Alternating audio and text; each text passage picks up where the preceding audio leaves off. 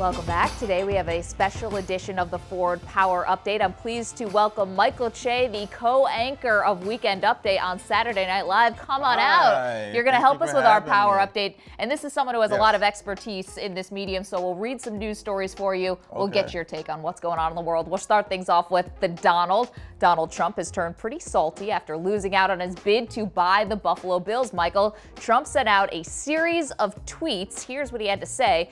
Even though I refused to pay a ridiculous price for the Buffalo Bills, I would have produced a winner.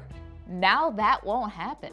Zing. He went on to say, the people of Buffalo should be happy Terry Pegula got the team, but I hope he does better with the Bills than he has with the Sabres.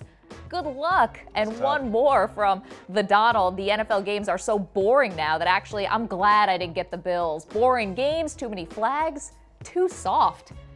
Why is Trump so defensive these days? Good for him. He wanted the Bills. They didn't give it to him, so now he's just yelling at the Bills. I like it. Okay. Yeah. Well, the man who bought the Bills, Terry Pegula's wife Kim, could not be reached for comment about Donald. But in a related story, Pegula, if you didn't know this, Michael, has been added to Webster's dictionary.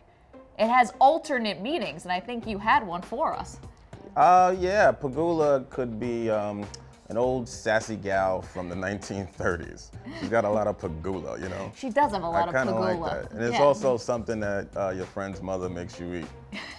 Right? Like that gruel, sounds like yeah, pegula. It feels like, yeah, pegula would be something. Hey, would you like some pegula? I think it's one of those sports injuries that they make up. It's like, well, he can't play today. He's got a torn pegula.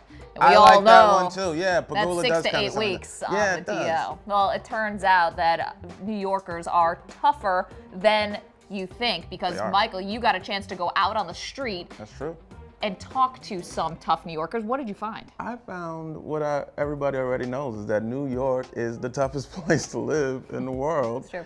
And there's things that kind of help us through that. You got to make sure that you're loaded up. You need like a care package, you know, with bounties and secrets and all kinds of New York, head and shoulders, wash your hair, you know, all that stuff. Tide. It's a simple message, but one that needs to be received. We saw this tweet that you had sent out. It took me a full night to figure out where my garbage smell was coming from my apartment. It turns out it's the garbage. Who knew? It's always the place that you least suspect.